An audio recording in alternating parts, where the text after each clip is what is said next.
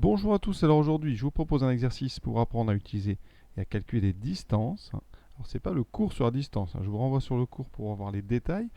Pour la définition, c'est la suivante. Quand on prend deux nombres, donc A et B, la distance entre A et B, notée comme ceci, on utilisera très peu cette notation cette année, mais il faut savoir qu'elle existe. La distance entre A et B, c'est la valeur absolue de A moins B.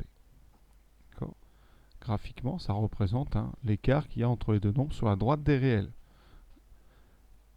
Exemple, si je prends la distance entre 8 et 12, intuitivement, vous voyez bien que c'est 4. Sur une droite des réels, vous avez 8, vous avez 12. La distance, c'est l'écart ici qu'il y a entre les deux. Pour ça, on fait, naturellement, on ferait 12 moins 8. Quand on n'a pas envie de réfléchir, on fait 8 moins 12, et on enlève le moins s'il y en a un qui est apparu. Et donc, en fait, on va utiliser la valeur absolue. 8 moins 12, ça fait moins 4. Et donc, vous voyez bien que l'objet, la fonction valeur absolue, va enlever ce moins. Alors, ça paraît pas naturel de le faire comme ceci, mais c'est pour le faire dans des cas où, à la place de 8 et 12, on peut avoir des lettres, par exemple. Des lettres dont on ne connaît pas, des variables dont on ne connaît pas forcément le signe à l'avance. Et donc, cette valeur absolue, elle a cette qualité de ne pas avoir à réfléchir et à connaître forcément le plus grand pour pouvoir utiliser et calculer une distance. Si on avait eu distance entre 12 et 8, bien pas de souci, là on aurait fait 12 moins 8 directement, vous voyez, et ça fait valeur absolue de 4, et donc on aurait trouvé 4, pas de souci. Donc on va faire ces quelques petits exemples, puis je commenterai au fur et à mesure pour essayer d'apporter un petit peu. Premier exemple, donc, A égale 5, B égale 8. Alors je vais faire intuitivement, je vais faire avec la formule, avec les valeurs absolues, comme ça vous aurez tous les cas de figure. Alors ici, la situation elle est la suivante. On a donc A qui est ici et B qui est là. Si vous voulez la distance, naturellement, on voit bien qu'ici, l'écart qui sépare ces deux nombres, c'est 3.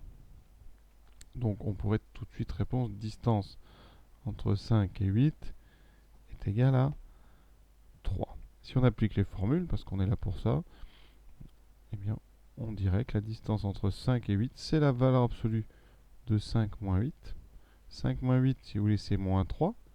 Moins 3, c'est pas anodin non plus. Ça veut dire qu'entre 5 et 8, vous avez un écart de 3, mais qui est en faveur de 8. Ça veut dire que 5 est 3 de moins que 8.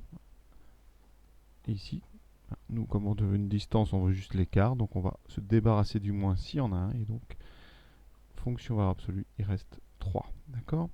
On aurait très bien pu aussi calculer la valeur absolue de 8 moins 5. Ça ferait valeur absolue de 3 et on trouve 3. Donc la formule que j'ai donnée, distance entre A et B, c'est valeur absolue de A moins B. On aurait pu aussi écrire valeur absolue de B moins A. Ça ne change rien.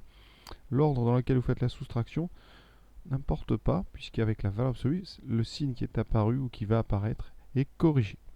Deuxième exemple.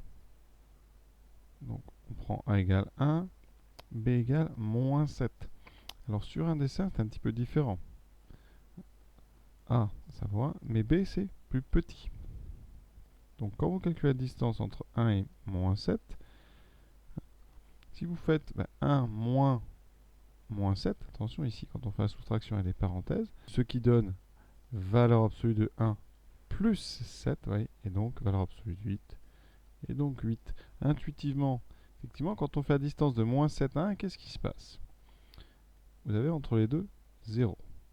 Donc de moins 7 à 0, vous avez un écart de 7.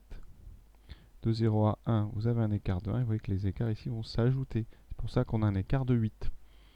Si on applique sinon la formule autrement, on peut aussi dire que c'est valeur absolue de moins 7 moins 1. Si on prend les choses dans le mauvais sens, en prenant plutôt B moins A, vous obtenez valeur absolue de moins 8 qui est égale à 8. Il n'y a pas de souci. Donc ne vous inquiétez pas sur l'ordre dans lequel vous faites la soustraction. Après, vous vous débarrassez du moins. Donc quand on fait la différence entre deux nombres, on va dire qu'il y a deux cas de figure. Soit les deux nombres sont du même côté par rapport à 0. Vous avez par exemple A et B qui sont positifs. Dans ce cas-là, vous allez faire une soustraction. Vous ferez B moins A. Vous aurez vraiment cette impression de faire une soustraction. Si vous êtes dans un cas de figure un petit peu différent avec A qui est d'un côté et 0 qui est entre les deux, vous aurez l'impression de faire une addition parce que la distance entre A et B, ça va être la somme de l'écart de A à 0 et la somme de l'écart de B à 0, la distance, vous voyez. On a ici donc une somme, alors que quand A et B sont du même côté, on fait en fait la distance du plus grand à 0 moins la distance du plus petit à 0, vous voyez. Donc il faudra faire attention, comme ça, intuitivement, après, on fait plutôt ce genre de choses. Quand on veut la distance, par exemple, on va faire, si vous voulez la distance entre 8 et 17, les deux sont positifs, donc on peut carrément aller de 8 jusqu'à 17, on voit bien qu'il y a 9. Si vous faites distance de moins 8 à 17, ferez attention, on va de moins 8 à 0, donc on a déjà 8, plus les 17, donc on va avoir une addition. Ici, on a, vous voyez, 17 moins 8, ici on aura une addition. 17 et 8, ça fait 25. Voilà, ça sera à vous un petit peu d'adapter au fur et à mesure. On ne fera pas des choses compliquées sur les distances, il faut juste bien voir les différents cas de figure et ne pas se tromper. Troisième, donc distance entre moins 8 et moins 25. Donc là, ça sera à vous de voir. Est-ce que vous allez utiliser des formules qui enlèvent finalement la réflexion, ou alors est-ce que vous allez essayer de réfléchir et trouver la distance sans utiliser de formule? Quand on veut utiliser des formules, distance entre moins 8 et moins 25, eh bien on fait moins 8 moins 25. J'applique vraiment la formule, ce qui fait valeur absolue de moins 8, moins fois moins, plus 25. Et vous voyez qu'on a finalement 25 moins 8. Donc on a vraiment une soustraction. 25 moins 8, ça fait 17. Si on veut faire ça intuitivement, dans votre tête, vous faites un petit schéma, vous avez 25, vous avez moins 8. Ils sont tous les deux négatifs. D'accord? Donc la distance entre moins 25 et moins 8, finalement, intuitivement, on voit que ça sera la même que la distance entre 8 et 25. Voilà pourquoi, quand on va faire le calcul, eh bien, on peut imaginer de tête que c'est 25 moins 8 tout de suite. L'écart que vous avez là, c'est le même que celui que vous avez ici, par symétrie. Donc ici, on aura 25 moins 8, et donc on retrouve 17. Voilà. Tout ça, c'est à vous de voir un petit peu quelle façon vous avez de considérer la distance, soit une formule, soit intuitivement cette définition finalement qu'on connaît depuis longtemps. On finit donc par distance entre moins 5 et 14. Si vous faites un dessin, vous avez moins 5, vous avez 0 et vous avez 14. Donc la distance entre les deux, vous aurez déjà 5 pour aller de moins 5 à 0 et vous allez rajouter 14. Donc on aura 14 plus 5, c'est 19. Si on applique les formules, c'est valeur absolue de moins 5 moins 14, la soustraction des deux. Ça donne donc valeur absolue de moins 19 qui vaut 19. On retrouve bien sûr la même chose. Vous pouvez aussi faire valeur absolue de 14 moins 5. Et là, vous voyez bien, l'addition, elle apparaît. 14 plus 5. Et donc, ça fait valeur absolue de 19 qui donne 19. Voilà donc pour ces 4 petits exemples. On n'ira pas plus loin.